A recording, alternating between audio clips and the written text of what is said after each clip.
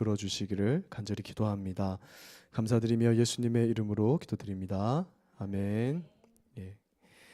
오늘은 웨스트민스터 신앙고백 8장 1항 하나님과 우리 사이의 중보자이신 예수님에 대해서 같이 살펴보도록 하겠습니다.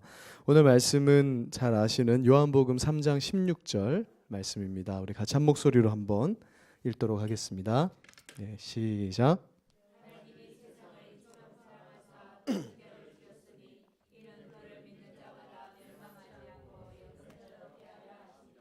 아멘. 네.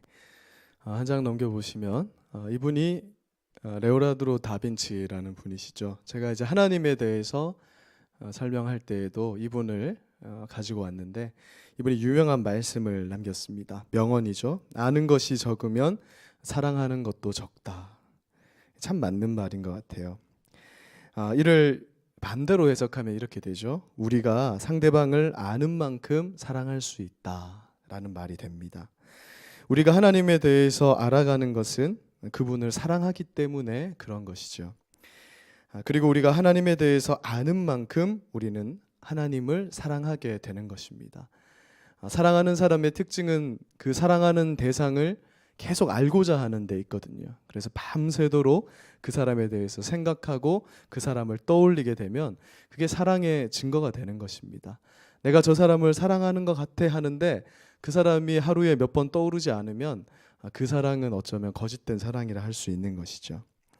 우리가 하나님을 사랑한다면 하나님을 더욱 알려고 할 것입니다. 하나님을 생각하고 하나님에 대해서 알아가는 것을 게을리하지 않게 되는 것이죠. 우리가 하나님에 대해서 가장 잘 알 수 있는 것은 성경을 읽는 것인데 내가 얼마나 성경을 읽으면서 우리 하나님에 대해서 알아가고자 하는가, 하나님에 대한 사랑의 척도라고 할 수 있습니다. 그래서 우리는 이 하나님을 사랑하기 때문에 하나님을 알아가는 것이죠. 그리고 그 하나님을 알아가는 것은 우리가 영원히 해야 할 일입니다. 단순히 이 땅에서만 하나님을 알아가는 것이 아니라 하나님의 나라가 완성돼서 우리가 하나님 나라에 거하게 되더라도 우리는 영원히 그분을 알아가게 되는 것입니다. 그만큼 하나님은 크신 존재이신데 우리가 영원히 그분에 대해서 알고자 해도 다 알 수 없는 그런 분이 바로 하나님이라는 그런 거대한 존재이신 것이죠. 그래서 우리는 하나님을 알아가고자 힘쓰고 우리가 하나님을 아는 만큼 하나님을 사랑할 수 있다, 이렇게 말씀할 수 있습니다. 성경을 보면 하나님이 자신을 엄청나게 매력적인 분으로 소개합니다. 신명기 6장 5절 말씀을 한번 읽어볼까요? 네, 시작. 너는 마음을 다하고 뜻을 다하고 힘을 다하여 내 하나님 여호와를 사랑하라. 이 하나님의 말씀인데 하나님이 자기 PR을 하고 있는 거예요. 하나님이 어떻게 나를 사랑하라고 하냐면 마음을 다하고 뜻을 다하고 힘을 다해서, 말 그대로 정말 엄청나게 노력해서 나를 사랑해라, 이렇게 요구하시는 겁니다. 이것이 이제 신부되는 이스라엘에게 하나님께서 자기를 계시하신 것인데 이 하나님의 자기 계시 속에는 어떤 의미가 담겨 있어요. 그 의미가 뭐냐 하면 나는 이만큼 매력적인 하나님이니까, 나는 정말 이런 하나님일 뿐만 아니라 너희가 정말 이렇게 사랑할 만큼 나는 너희에게 그런 존재가 될 테니까 너희는 힘을 다해서 나를 사랑하라, 이렇게 말씀하는 겁니다. 청년의 때에 이 남자 청년이 자매 청년을 이렇게 사랑할 때, 자기 PR을 할 때 어떻게 하냐면 나는 정말 당신이 믿을 만한 존재입니다, 이렇게 당당하게 나서야 자매님이 이렇게 형제를 사랑할 수 있게 되겠죠. 나는 너무 부족해요, 이렇게 다가가면 안 되는 것이죠. 하나님은 지금 남편으로서 나는 이만큼 훌륭한 존재다, 나는 이렇게 매력적인 존재다, 이렇게 자기를 소개하면서 나를 알아가라, 그리고 나를 사랑하라, 이렇게 요구하는 겁니다. 하나님 이런 하나님에 대해서 우리가 알 때에만, 그러니까 하나님에 대한 지식이 있을 때 그 지식만큼 우리는 하나님을 사랑하게 되는 것입니다. 우리는 몇 주간 하나님의 독생자이신 그리스도 예수님에 대해서 이제 알아갈 것입니다.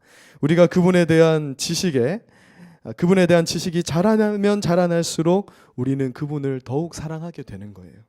그리고 우리 예수님이 우리가 알지 못했던 것 이상으로 엄청 매력적인 분이시다라는 것도 우리는 확인하게 될 것입니다. 이 예수님에 대해서 알아가는 몇 주간이 되기를 소망합니다. 첫 번째 주제는 하나님과 사람 사이의 유일한 중보자는 예수 그리스도이십니다입니다. 웨스트민스터 신앙고백 8장 1항을 보면 예수님을 중보자라고 소개하고 있습니다. 하나님은 그 영원하신 목적에 따라 독생하신 주 예수님을 하나님과 사람 사이의 중보자로 택정하셨다, 이렇게 말씀하고 있습니다. 우리는 먼저 왜 예수님이 중보자가 되어야 하셨는가에 관심을 기울여야 합니다. 중보자라는 것은 어떠한 두 당사자가 있는데 그 두 당사자 사이에 의견의 충돌이라든지 불화가 일어났을 때 필요한 존재가 바로 중보자라는 존재입니다. 그래서 이 중보자가 서로의 사이를, 그 두 대상자를 서로 화해하게 하는 역할을 하는 자를 우리가 중보자라고 이렇게 말하는 것이죠. 그러므로 중보자는 두 사람의 관계가 원만할 때, 그러니까 두 사람의 관계가 정말 화목할 때에는 필요 없는 존재인 것입니다. 그러니까 예수님께서 중보자로서, 우리에게 중보자로서 오셨다라는 이유는 지금 하나님과 우리 사이가 뭔가 지금 문제가 있다. 그래서 그 사이를 중보해 줄 어떤 사람이 필요하기 때문에 지금 예수님이 필요하다라는 사실에 대해서 우리는 먼저 인식해야 됩니다.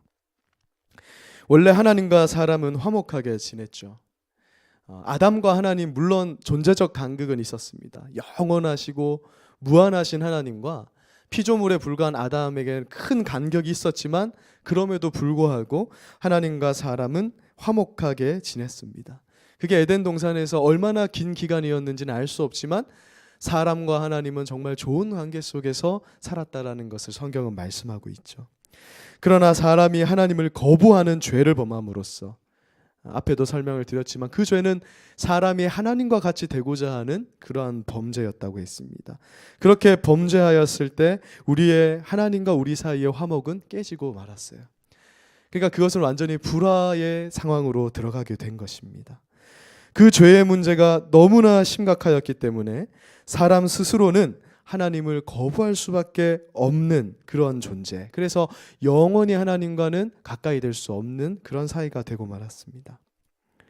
그래서 로마서 8장 7절을 보면 이 그림처럼 하나님과 사람의 사이가 이렇게 멀어지게 되었는데 로마서 8장 7절에 보니까 이렇게 말씀합니다. 한 장을 클릭하면 나옵니다.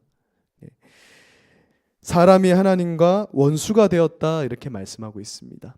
육신의 생각은 하나님과 원수가 되는데 우리가 하나님에 대해서 원수가 되었다라는 거죠. 그래서 하나님과 우리의 사이는 저렇게 멀어져 버리고 말았다라고 설명하고 있는 것입니다.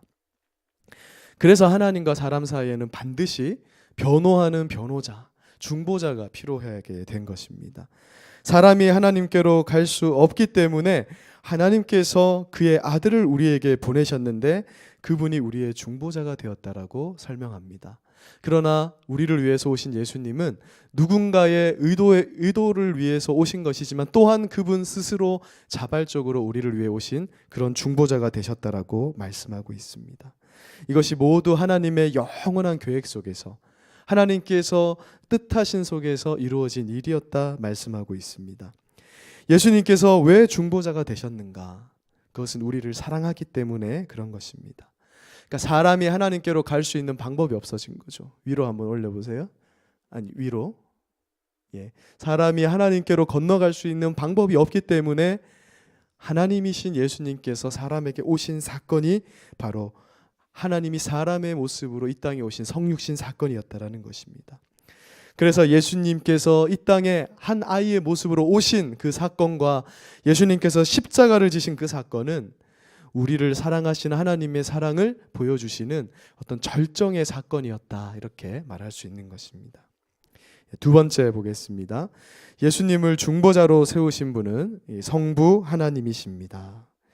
우리는 하나님이 이 세상을 이처럼 사랑하사 독생자를 보내셨다, 우리가 이것을 본문 말씀으로 읽었는데요. 이 성경 구절을 잘 알고 있습니다.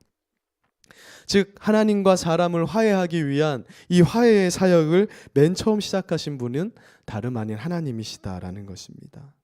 사람들은 하나님을 잘 모르기 때문에 하나님에 대해서 많이 오해하고 있습니다. 우리가 이제 아버지에 대해서 많이 오해를 하는 것과 비슷한 것 같아요. 저도 아버지에 대해서 상당히 많은 시간을 오해하면서 살았습니다. 아버지의 인생 가운데 아들인 저에게 왜 그렇게 모질게 할 수밖에 없었는가를 이제 철이 들어서 알게 되는 거죠. 그러한 사실을 알게 될 때 그런 오해가 풀리게 됩니다. 그런데 하나님에 대해서 많은 사람들이 오해를 하고 있습니다. 세상 사람들이 많이 하는 오해는 뭐냐 하면 하나님의 사랑을 알지 못하기 때문에 오게 되는 오해인데, 하나님은 진노하는 분이고 하나님은 죄를 미워하기 때문에 우리를 심판하는 분인데 예수님은 그 하나님의 진노를 중보하시는 분이다, 이렇게 알고 있는 거예요. 그래서 잘못하면 우리는 예수님은 사랑하는데 하나님은 두렵고 무서운 분이다, 이렇게 생각할 수 있습니다. 그러나 그렇지 않는 것이죠. 예수님을 영원전에 하나님과 사람 사이를 화목하게 하기 위해서 중보자로 세우신 분이 다름 아닌 하나님 자신이었다라고 성경은 말씀하고 있는 것입니다. 요한복음 6장 38절을 보십시오. 우리 같이 한번 읽어보겠습니다. 시작. 내가 하늘에서 내려온 것은 내 뜻 행하려 함이 아니요 나를 보내신 이의 뜻을 행하려 함이라. 그러니까 예수님께서 이 땅에 오셔서 우리를 위해서 십자가를 지신 그 사건은 하나님께서 뜻하신 일대로 이루어진 일이었다. 예수님께서 직접 그렇게 말씀을 하신 것이죠. 그러니까 예수님께서는 성부 하나님께서 특별히 지시하신 그분의 뜻을 받들어서 우리를 위한 구원의 사역을 사랑으로 완수하기 위해서 이 땅에 오셨던 것입니다. 그래서 사도 바울은 신약 성경에서 그렇게 얘기해요. 하나님의 은혜 이렇게 얘기하지 않고 하나님의 사랑과 예수 그리스도의 은혜로 우리가 구원을 받았다, 이렇게 얘기합니다. 하나님의 사랑이 먼저가 선행이 되는 거예요. 우리를 향한 하나님의 사랑이 그 아들을 보내게 되었다라고 말씀하고 있는 것입니다. 그래서 우리가 예수님의 중보 사역을 생각할 때 떠올려야 되는 것은 먼저 하나님의 사랑을 떠올려야 되는 거예요.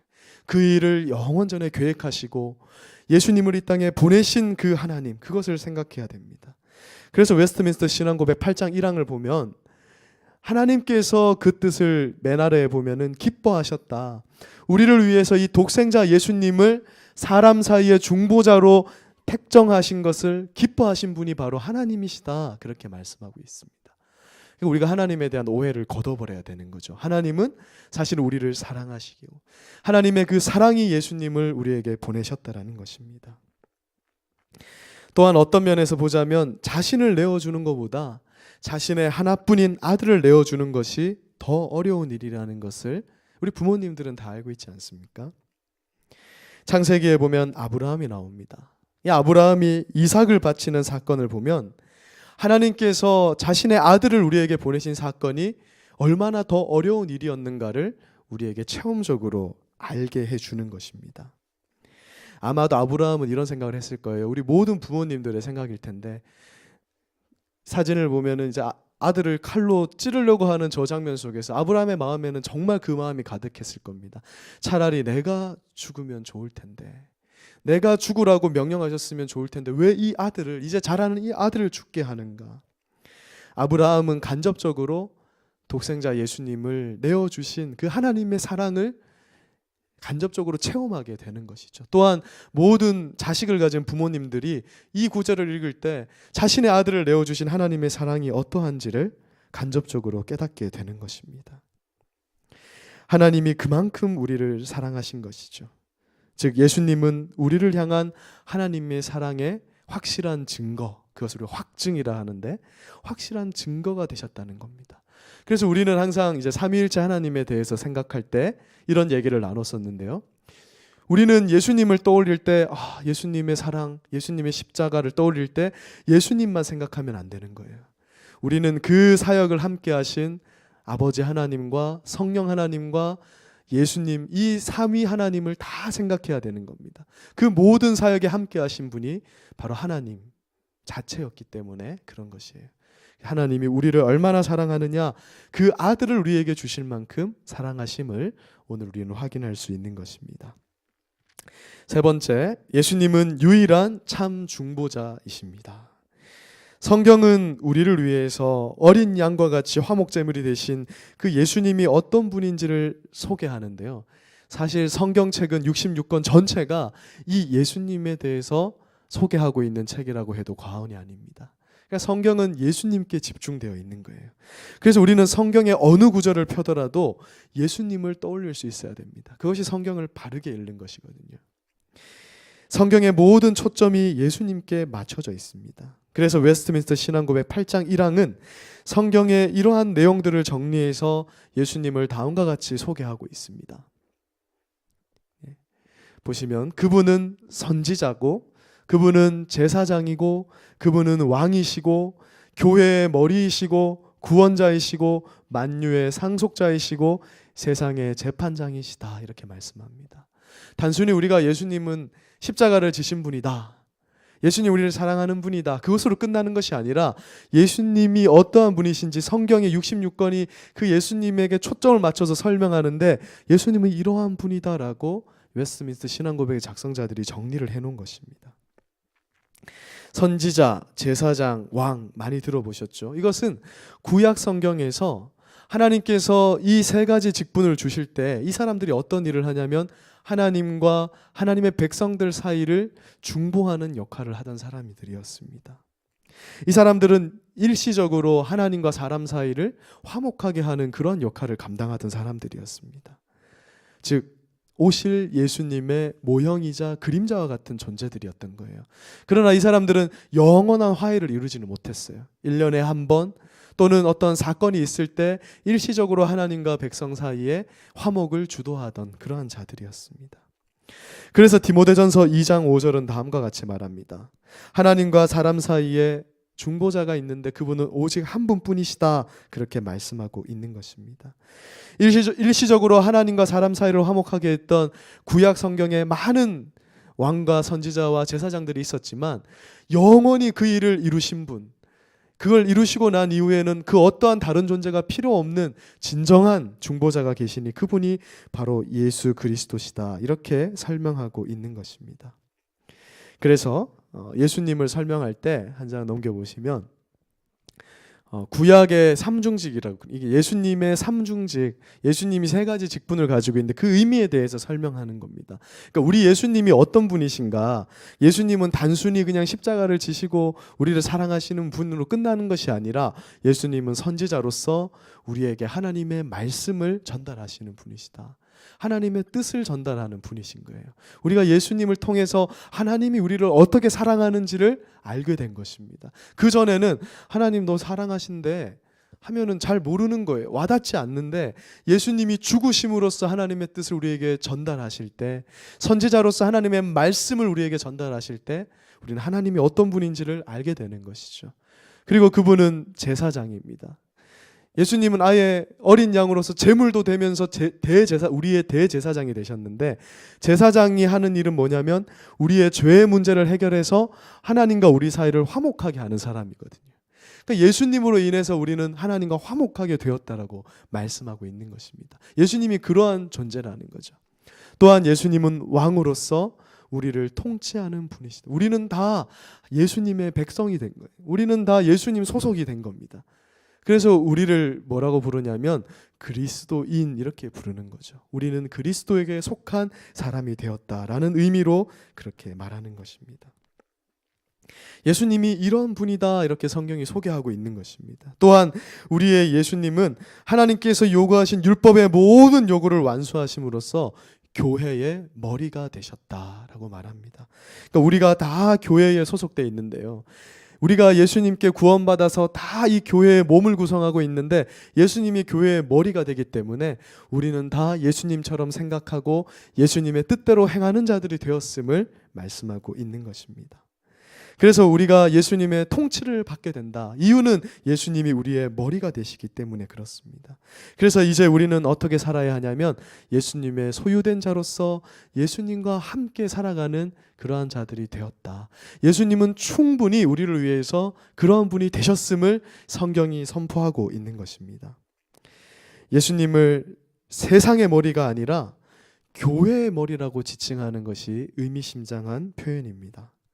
예수님은 오직 하나님의 보이지 않는 교회, 그러니까 단순히 이 경주 선교교회의 교인이 아니라 정말 하나님의 왕국에 포함된, 하나님의 교회에 포함된 그 자들의 머리이다, 그렇게 말씀하고 있어요. 곧 하나님께서 예수님에게 허락하신 예정된 신자들의 머리가 되시는 분이 예수님이라는 겁니다. 무엇보다 예수님께 속한 사람들은 한 사람도 내가 잃어버리지 않겠다라고 말씀하시는데 그것이 우리의 참된 위로가 되는 것입니다. 우리 요한복음 6장 39절 말씀을 같이 한번 읽어보겠습니다. 시작. 나를 보내신 이의 뜻은 내게 주신 자 중에 내가 하나도 잃어버리지 아니하고 마지막 날에 다시 살리는 이것이니라. 나를 보내신 이 하나님의 뜻이 있는데 그 뜻이 뭐냐 하면 예수님께 하나님께서 우리를, 이 선택된 우리를 주셨다라는 거예요. 예수님께서 십자가에 달리신 이유는 하나님께서 주신 저 잃어버린 자들을 위해서 십자가를 지셨다는 겁니다. 그런데 예수님이 뭐라고 말씀하시냐면 그 사람은 우리가 조건과 아무 상관이, 왜냐하면 우리가 태어나기도 전에 우리의 어떤 행위를 보고 하신 것이 아니라 태어나기도 전에 하나님이 선택하셔서 하나님이 예수님에게 준 그 자들은 하나도 단 한 명도 잃어버리지 않겠다라고 하시는 거예요. 그러니까 그 사람을 반드시 다 살리는 것이 우리 하나님의 뜻이다라고 말씀하고 있는 것이죠. 이것이 바로 예수님께 속한 사람들이 가진 구원의 완전성이라는 거예요. 완전한 보증이 되셨다라고 말씀하고 있는 것입니다. 이것을 생각하면 우리가 정말 위로가 되는 것이죠. 이 땅에서 어려움이 좀 있고 이 땅에서는 환난과 시험이 있을지라도 우리가 꿋꿋이 버티면서 신앙의 길을 걸어갈 수 있는 이유는 이 예수님이 우리를 절대 버리지 아니한다라는 이 약속을 굳게 믿고 걸어가는 것입니다. 그 약속이 얼마나 확실한지 예수님은 죽으심으로 그 일을 성취하셨다라고 성경이 기록하고 성령께서 지금도 우리의 가슴에, 우리의 마음에, 우리 속에서 그것을 증언하고 계신 것입니다. 예수님의 그 사건은 결코 또 다른 조건을 필요로 하는 그런 불완전한 사역이 아니라 완전한 사역이었다는 것이에요. 그래서 예수님께서는 십자가에서 모든 것을 다 감당하신 이후에 다 이루었다라고 말씀하시면서 하늘로 승천하신 거예요. 모든 것을 다 이루셨다. 하나도 남김이 없다. 우리 하리 자매님이 좀 할 게 남아있다 이렇게 말씀하고 올라간 게 아니라 내가 다 이루었다. 내게 속한 자들은 이미 다 구원이 선포된 것이다. 그렇게 말씀하시면서 우리의 영원한 통치자요, 우리의 영원한 구원자이시고 또 후에는 심판자로 오실 그 예수님이 우리의 예수님임을 성경은 말씀하고 있는 것입니다. 그래서 오늘 웨스트민스터 신앙고백 8장 1항이 이 예수님에 대해서 쭉 나열하면서 설명을 하고 있는 것이죠. 말씀을 마무리하겠습니다. 솔직하게 말해서 우리는 예수님에 대해서 참 잘 모릅니다. 잘 아는 것 같은데 뭐 내가 예수님 얼마나 많이 아는데 하는데 예수님에 대해서 잘 모르는 거예요. 어쩌면 그저 우리를 위해서 십자가를 져주신 분, 하나님의 아들, 좋으신 분 이렇게만 알고 있는지도 모르겠습니다. 그 예수님이 어떤 직분을 가지고 있고 어떤 위치에 있으며 현재에는 어디에서 지금 무엇을 하고 계신지 어렴풋하게는 알고, 물론 이제 신앙이 좋으신 분들은 많이 아시겠지만 사실 알고 보면 잘 모른다라는 것이죠. 어쩌면 관심이 없는 것인지도 모르겠습니다. 심각한 것은 그럼에도 불구하고 우리가 예수님을 더 알아가고자 하는 마음이 이상하게 신앙생활을 해가면 해갈수록 부족해진다라는 거죠. 예전에는 성경을 읽어도 기뻤고 말씀 시간이 달고 오묘했는데 갈수록 그러한 마음이 사라져 간다는 것입니다. 우리가 수요일에 요한계시록을 배우고 있는데 마치 에베소 교회가 처음 사랑을 잃어버린 것처럼 우리가 이 교회의 사역을 너무 힘들게 감당하다 보니까, 여기에는 그런 분들이 많으시잖아요. 교회에서 너무 마르다처럼 일을 많이 하다 보니까 처음 사랑을 정작 잃어버린 것은 아닌가. 우리가 예수님을 사랑한다면요, 오늘 첫 번째 드렸던 찬양처럼 예수님을 더 알고 싶어지는 거예요. 그래서 교회에서 성경 공부를 하자, 하나님에 대해서 공부합시다 이러면 맨 앞에 와서 앉아있고 내가 이 자리를 사모하고 내가 정말 예수님에 대해서 더 알고 싶어 해야 되는데 참 그런 모습이 부족한 것을 보게 됩니다. 이번 기회에 몇 주간 우리가 예수님에 대해서 자세히 한번 공부를 할 겁니다. 어렵다. 예수님 그냥 좋다 하고 끝내면 되지 뭘 저렇게 구구장창, 저 시대의 사람들은 뭐 하려고 저걸 신앙 고백으로 만들어서 8장 또 길게 저렇게 해놨나. 근데 저 시대 사람들이 이 예수님을 얼마나 사랑했는가, 얼마나 사랑했으면 성경 66권을 철저히 분석해가지고 이 후세에게 남겨줬는가를 생각해 보게 됩니다.